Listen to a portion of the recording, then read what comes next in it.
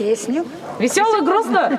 Веселый. Ну, веселую, так, может, встанем, припляшем? А, бабулечки? Ох, какие янтаря-то у вас. Янтаря. Итак, веселая песня под названием...